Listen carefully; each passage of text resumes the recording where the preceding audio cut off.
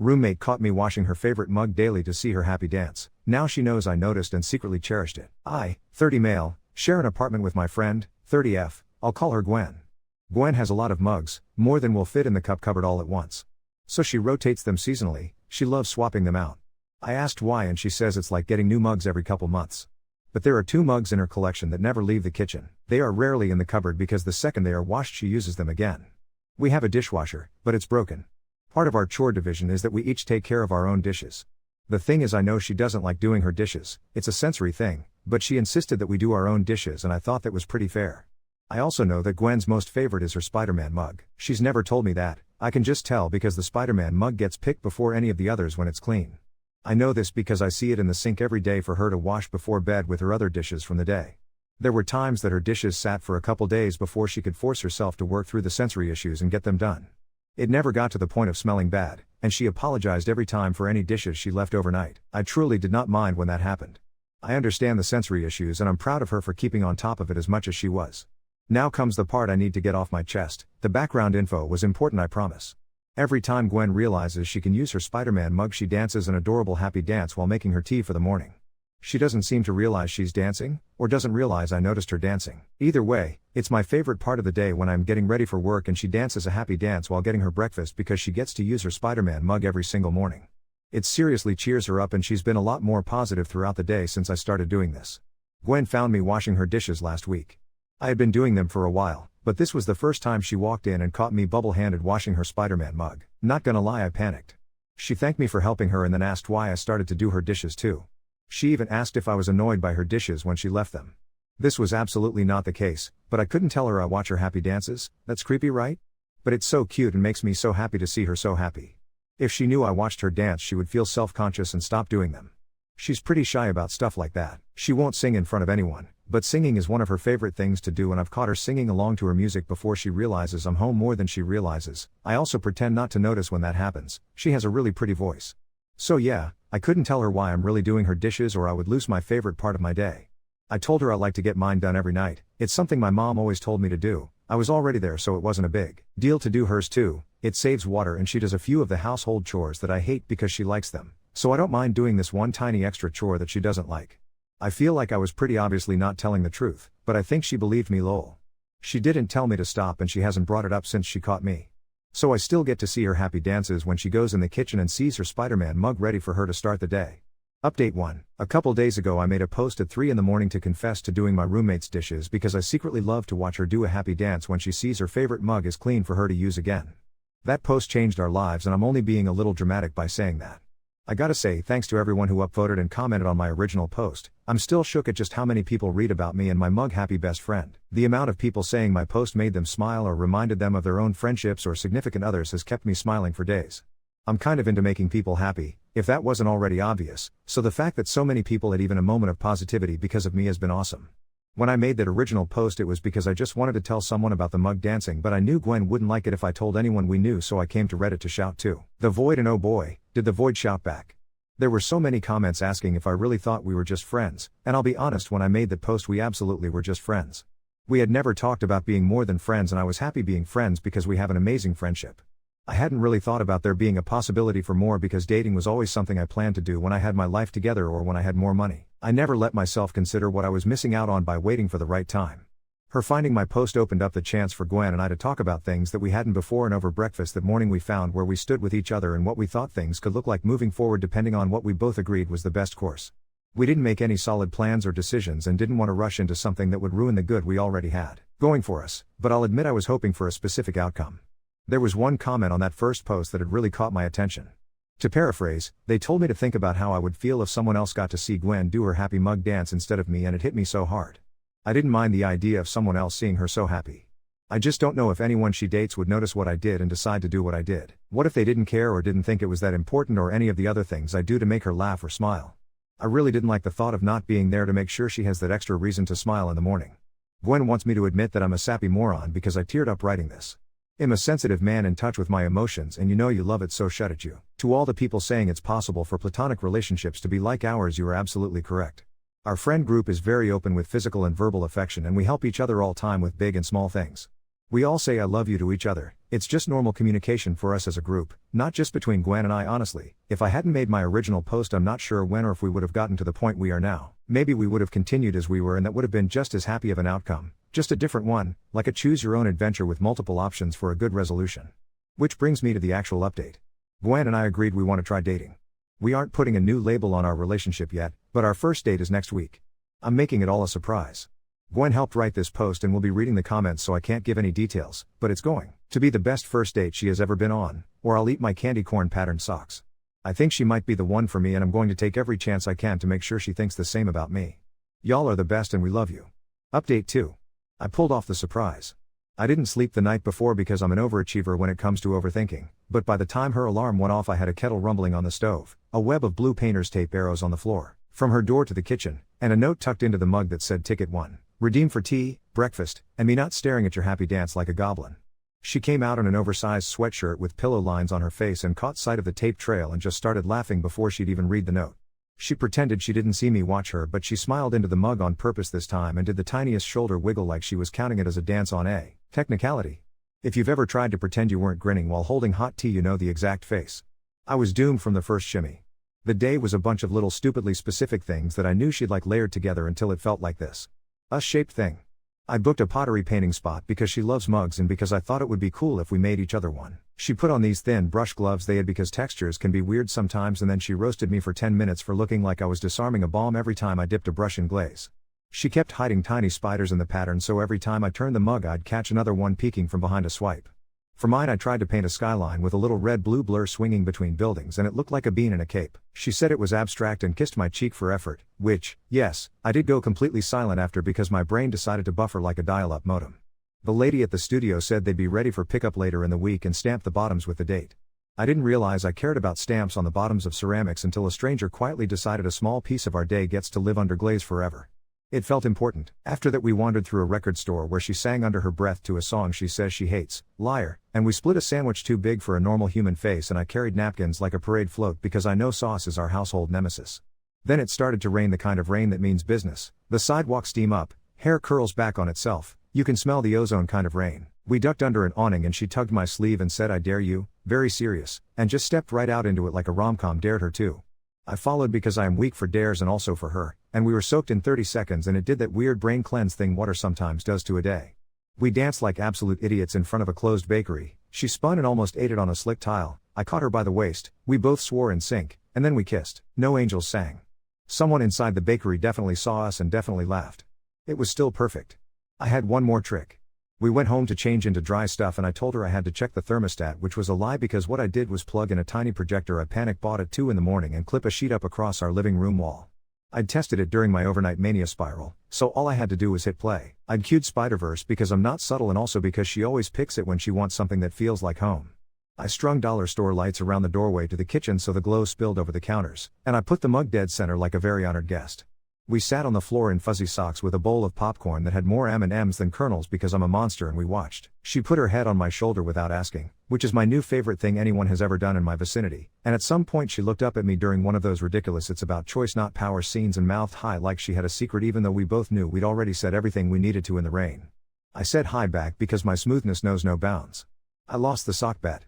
Technically, on the credits I said, very bravely, so, was it the best first date you've ever been on or am I going to have to go to the ER for sock-related injuries? And she made a show of tapping her chin and then marched into the kitchen and came back with my candy corn socks folded around an actual piece of candy corn like a garnish. She said she'd accept a dramatic nibble of cotton for show and then we'd call it. I did the theatrical bite. She booed my cowardice. We both laughed so hard the projector remote fell into the popcorn and we had to dig for it like we lost a ring at the beach. We talked after, the real stuff, the not flirting but still kind of flirting stuff about what the next part would look like. No rush.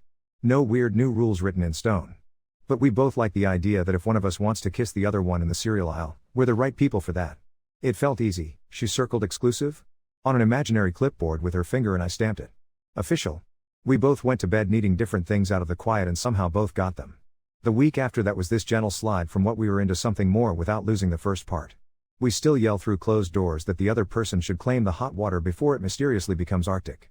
We still accidentally pick up the other one's favorite snack at the store. Only now sometimes she takes my hand in the grocery line and squeezes twice, and sometimes I find little sticky notes on the sugar jar that say spider fuel with a doodle of a mug flexing. I've started putting a tiny square of paper under the mug some nights that just says one word like lemon or sun or stay because I think we're inventing our own dumb language and I'm not going to be the one to stop it. Gwen wants me to tell you that the dumb language is 8 parts me to 2 parts her and that she is incredibly patient. She also wants it on record that she did a full body happy dance in the kitchen last Tuesday on purpose because she wanted me to see it and I almost knocked the tea caddy over with my elbow. I did. I am a menace. 2 practical things happen that feel like small chapters closing and opening. The dishwasher is fixed. We had a guy come out who was suspiciously judgmental about how old the model is and then casually revived it in 15 minutes by replacing a piece that cost less than a takeout meal. He ran a test cycle and I swear the kitchen smelled like a high school locker room when you mass wash jerseys after a season, but then it cleared and now it purrs like a weird tiny car. Gwen got those long dish gloves in neon green that make her look like she's about to do surgery on a frog and she can load it, without touching anything that makes her skin flip out. The top rack has a spot that is now, by decree, the friendly neighborhood mug station. There would be a label if we were label people. Instead we just bow to it sometimes. The other thing is she gave me a mug. I didn't see it coming. She came home with a plain cardboard box from a little shop she likes and set it on the table and told me to open it with both hands. It's white with a hand-drawn web around the rim and in the center it says guy in the chair in her handwriting, which I know now because it's on our fridge from notes and it looks like it's trying to run off the page. On the bottom, under the maker's stamp, she wrote, "Thank you for the mornings and the date." I don't really know what to say about that without sounding like an even bigger sap than I already am. So I'll just tell you I stood there for a second and then had to pretend I had something in my eye while she made toast. Later I put coffee in it and immediately texted her from 3 feet away telling her that the coffee tasted more heroic, 10 out of 10, would sidekick again. We picked up our painted mugs today, the ones from the date. Hers looks like a nighttime city with tiny gold stars and the inside is red so when you drink the world goes warm. Mine looks like a bean in a cape and I stand by it. We put them on the counter next to the mug and they look like family in that way objects sometimes do when you're dumbly sentimental about ceramics and mornings. We made tea and tried them and clink like weird little goblins in a cave. She said we made these on our first date like she was testing how it sounded, and I realized in that second that all the waiting I thought I had to do before I could have something like this was me hiding behind a very well-built plan for later. Later is now. It's here. It's her sliding her cold toes under my leg on the couch and telling me, dead serious, that I am absolutely not allowed to name any future plants without a committee vote. I'm still washing the mug at night because the ritual is part of the whole, but now sometimes she soaps and I rinses and we make a bubble beard on the mug like we're 12. She still dances when she sees it, only now sometimes she grabs my hand and makes me do it with her and I'm not saying I'm good at it but I am saying our downstairs neighbor has told us we have joyful feet, which I'm taking as a compliment. We have a second date streak going that started with the movie and somehow has already included a thrifted sweater emergency, a feral cat that we both tried to befriend and failed with honor, and a morning we overslept and ran out the door with her tea in a travel tumbler and she stopped halfway down the stairs, turned back, ran up, kissed me once, and then said forgot the best part and grabbed the mug like it was a passport. I watched her go and it hit me so hard and simple that I had to sit down for a second. I know exactly where I want to be. I know exactly who I want to make tea for. I know what I'm doing tonight and tomorrow and someday way off when we have to argue gently about paint swatches and which drawer is for takeout menus. I'm not getting ahead of myself. I'm just saying the map feels clearer, if you're wondering, because you know me now, whether I cried writing any of this. Yeah. A little. Gwen is currently behind me making the world's most aggressive frittata and claiming the onions are just powerful. They are not. We are just very ridiculous people who got lucky enough to find a way to be ridiculous in the same kitchen at the same time. And to the person who's going to ask because you are nosy, no, she still won't sing in front of anyone. Except last night when she thought I was asleep she sang one verse into my shoulder with her mouth right at my ear and then pretended it was the wind when I said again. I'm going to play it cool until she does it on purpose. Or I'll cave tomorrow morning. Either way I'm putting the kettle on. Update 3. I did the one thing. The thing you make jokes about is a hypothetical because the gods love hubris. I chipped the mug. It was a Tuesday that had Monday energy. I'd cleaned the kitchen, the dishwasher was humming like a content bee, and I was moving the mug from its throne on the rack to the counter because Gwen was in the shower and I like being extra. My hands were dry, the world was stable, the air was not even particularly humid. The mug slipped a quarter inch, hit the lip of the counter, made a sound like a tiny bell in a sad poem, and a crescent the size of a fingernail pinged onto the floor. I froze. The mug has never known violence. I picked it up like a newborn in a crime scene at the same time and just stared. The chip was on the rim. Not deep, no crack spidering, too soon? But a clear, mean dent in the line. 2 seconds later I heard the bathroom door open and Gwen, cheerful, told me she could smell lemon dish soap and I was a saint and then I made some kind of choked cryptid noise that turned hey into a confession. She came around the corner with a towel on her head and shoulders and saw me cradling the mug in both hands in the way of a man who has made a will in the last 10 seconds. I said, I did it bad, and held it out like an offering to a forgiving God. She didn't even look at me first, she looked at the mug, took it very gently, turned it, saw the chip, and you could see about 6 emotions flick through her eyes like a slideshow. Then she did something so her it basically rewrote my bone marrow.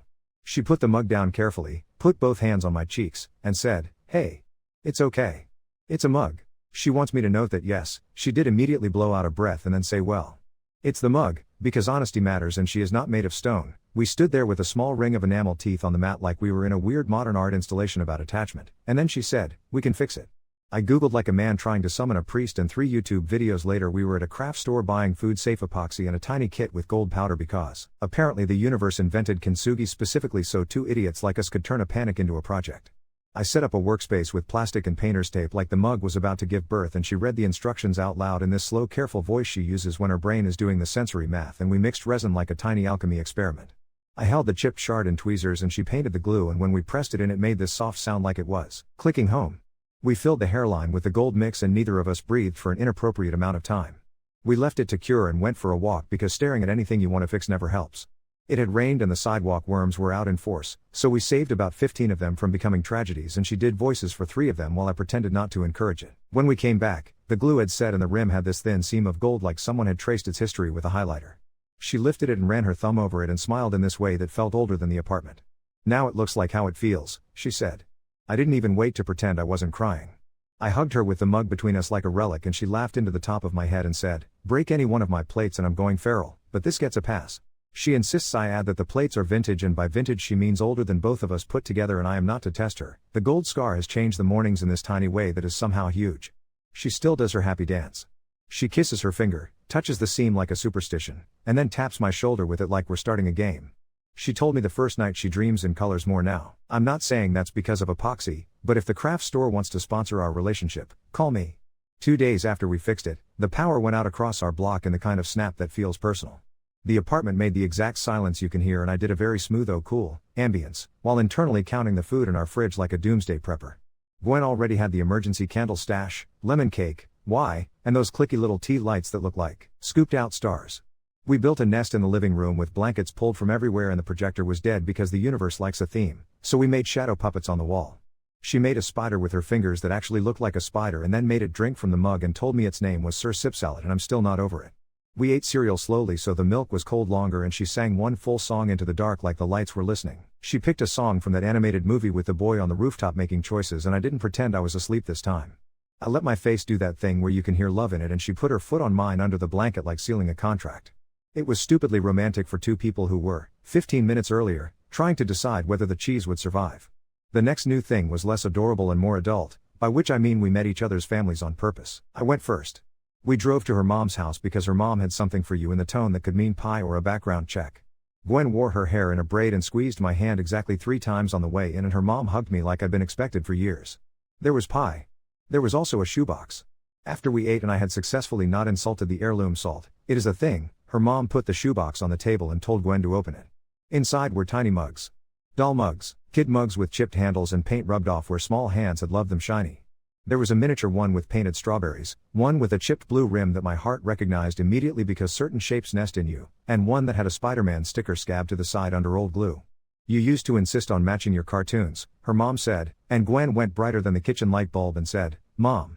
Her mom winked at me. She would set one on the counter every night so it'd be ready. We were a dishwasher family. She's always been like this. The way she said like this felt like kindness. I realized that the mug isn't just a mug, it's a line back to a kid who planned joy into her morning like other people pack lunches. I asked if I could take a picture of the old Spider-Man sticker one for the wall, and her mom said only if I took a piece of pie to go, which is how I ended up with my phone full of mugs and a tin foil parcel like a cartoon thief. Meeting my people was louder. My sister pretended to be cool and then sent me 9 texts about how cute Gwen is while we were still at the table. My dad asked her if she had any sports allegiances I should know about, like she was applying for a passport. Gwen bought my mom flowers that smelled like clean air, and my mom pulled me into the pantry and whispered "you're good" like she'd been holding her breath and had finally decided I wasn't cursed. We left with leftovers in Tupperware older than me and a promise to bring the mug next time because apparently the family has decided it's a member and we don't make the rules. Somewhere in the middle of being people with families we made a small decision that feels like a big one. We're switching bedrooms. When we moved in as friends, the sunroom adjacent bedroom was hers because she needed the morning light, and mine was closer to the bathroom because I think better when I can hear water. Now we're in this new shape and it makes a weird kind of sense to share the bigger room and turn the smaller one into a joint office/dragon hoard of mugs. We spent a full Saturday planning it with tape on the floor and heist-level caffeination. I found a piece of wood online that was probably a church pew in a previous life and we made a shelf. I say we made. Gwen planned and I wielded the drill like a man trying to impress a plank. We sanded and stained and she painted a line of tiny red-blue specks on the underside where only someone who knows to look will see, and when we hung it and loaded it the whole thing looked like a museum exhibit curated by two sentimental thieves. The mug sits dead center under its little kintsugi halo. My guy in the chair mug is on the left flank like a bouncer. Her city night mug is on the right like the best friend in a TV show who always knows when to end the joke. We had a housewarming for one shelf. The neighbor with joyful feet came up the stairs because she heard the drill and brought brownies that could cause a political coup. Our friends came over and tried to act cool about how domestic the shelf is and then took a billion pictures anyway. Someone put a little sticky note under the mug that said "Mind the gap," and I won't name names, but it was definitely Gwen because the handwriting has that runaway look. The feral cat from Update 2 decided to test our resolve again. He's more whisker than body, a handsome idiot with a torn ear and the kind of confidence that suggests he's never been punished by gravity. He started showing up on our fire escape in the afternoons, pretending to ignore us while looking directly at us. I put out water. Gwen put out a dish towel for ambience. His name is not Parker. It is also not Webby. After a week of courtship he let us touch his head for exactly 2 seconds before bolting like we'd insulted his taxes. 2 days later he pushed our window screen aside, walked in like he'd paid rent, and drank out of my guy in the chair mug because I'd been foolish enough to leave it on the desk. He sat with his paws on the coaster and slurped with this wet little smacking noise that is, apparently, the sound that makes me fall in love with a cat. We took him to the vet. He has one very dramatic white eyebrow. He is fixed and vaccinated and we are now owned. He is named Mayday. Gwen wants it noted that the list of rejected names includes Donatello, Nacho, Sir Sipsalad Jr., and Mugsley. I want it noted I was outvoted 3-1 and it is unclear who the third vote was. Mayday likes to sit in the sink like a weird bull. He is not allowed near the mug. He has attempted assassination twice and been thwarted by our newly invented mug curtain, which is a dish towel clipped to a string like a stage. It is ridiculous. It is effective. He watches from behind it like a tiny critic. The last new thing was a surprise that wasn't mine. She asked me a week ago if I could keep my Thursday night open because she'd planned a field trip. I said yes because obviously. She told me to wear something I could sit on the floor in without swearing and also to bring my guy in the chair mug if I wanted. We ended up at a little community center room with those stackable chairs and a stage the size of a generous bath mat. There were maybe 20 people. Someone set out a tray of cookies shaped like music notes. It was a low-key open mic where you have to put your name in a mug to perform, and if the mug gets to you before you're ready, you can pass it to your best friend for a safety share. She put our names in together. The first few people did poems. One guy played guitar and apologized for his calluses like we had hurt them personally. When the mug got to us she stood up, pulled me with her, and whispered safety share, and then, up there under those lights that make everyone look like they've already cried, she sang. Not a whole set. Not a thing that needed claps. Just one verse and a chorus of the song she always hums while stirring tea. She shook once in the middle and I could feel it in my hands because she was holding them, and then she looked at me instead of the door and smoothed out. She finished, squeezed my fingers, and then shoved me forward cheerfully and said, "Tell them about the thing with the floor arrows and the socks," like I was the punchline she'd been setting up all month. I told the story badly. People laughed anyway because she laughed first. We sat down and she put her head on my shoulder, and later, while we stacked chairs like grown-ups, she said, "That was terrifying. I want to do it again. I thought my chest might actually light up like a cartoon microwave."